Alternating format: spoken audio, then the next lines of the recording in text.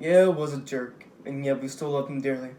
Hello, I'm Kai Sparks Corral, and I'm making a speech dedicated to my deceased cat named Yale. Yale was sweet, lovable, and of course, as most cats are, a jerk. When I was just a little toddler at the age of 3, that ball of fur named Yale arrived in our garage somehow. No one knew where he came from, who put him there, or why they gave him to us. What I know, though, is that we're extremely lucky for that person to choose our house of all the houses in the world to give Yale to. Yale's arrival was extremely unexpected, of course, as my mother and father weren't expecting to adopt a cat that day. Mom had been preparing for a garage sale, and she went to sleep at 1:30 in the morning without seeing Yale. When she woke up at 7:30, however, she immediately saw Yale bundled up amidst all of her items that she wanted to sell. Perhaps the first day was the biggest testament to how well Yale fit in the family, as he never left the basket that Mom put him in the entire day. He never got up and walked away, and so he chose to stay with us without even knowing what kind of people we were. I cannot exactly remember how Yale was back when he was younger, as I was only a toddler back then. But what I do remember is that while he was sweet, he was also extremely lazy. When I say lazy, I mean to the extent that he would stay in one spot and sleep there for the entire day before he finally decided to get up. Even with how ridiculously lazy he could be, he still found time in his sleep schedule to be the best cat anyone could ask for. I know he helped out my mom in her difficult times that she was experiencing just by simply being there as a friend would do for another friend. Mom was in college and got stressed and burdened from the work that they gave her, but she said by having Yale there with her, whose trust for her was so immense that he would even sleep near her, gave her determination to push through. Once Mom and I finally moved out of my grandfather's house and into an apartment building, did Yale start to become slightly irritable, but probably more because of having to move to a new place.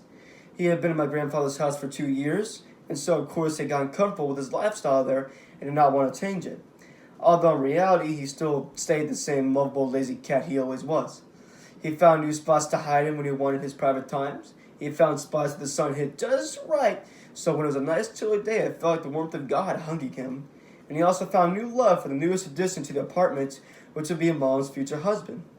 After a year of living in the apartment, Mom's boyfriend, Omar, moved in, which Yale didn't mind too much, as all the spots where he laid in did not get taken, and he caught another person who would pet him when he wanted to be pet. Besides getting slightly crankier and honestly even more lazier, which I didn't think was possible. I mean, honestly, when I look back upon when Omar first moved in, Yale helped Omar in more ways besides just being something to pet. Every time when Omar came through the door back from work, Yale was there to console him if he felt awkward from staying in someone's house with a child who he knew almost nothing about. I was also pretty awkward about some person I didn't know sleeping in the same house as me, so I didn't really help the situation at all. But Yale was able to let Omar stay comfortable when he wasn't at work and was at home.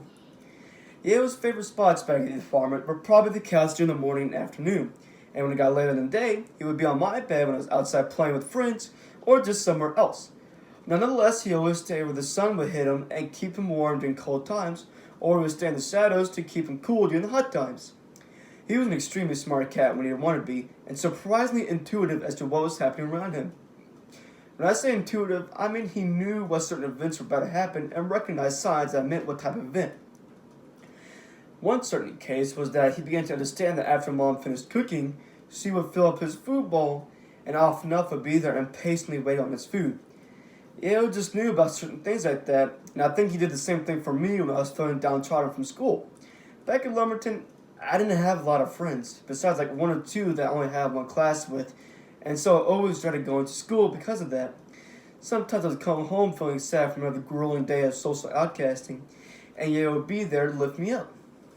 He would do that little headbutt thing that cats do when they love someone very much, and get me a pet him, which helped a lot after feeling left out like I usually did at school. He just oozed out an aura that said, "Don't worry about it. I'm here." And it just helped out a lot back then. The way Yale was able to comfort the three of us in our difficult times was the exact same and yet had such profound effects. It really is a testament to how important he was in the family. He comforted my mom in college, Omar with unfamiliar surroundings, and me when I had no one else to turn to for comfort, and I was so not telling Mama Omar for fear of dying from embarrassment. He was our local furball therapist who would help you with your burdens, at least when he felt like it. Yayo was a cat who fit into our family so well, and ever since he had passed, it felt as if someone literally passed away from the family, even though that someone was just an animal who couldn't even understand what we were saying.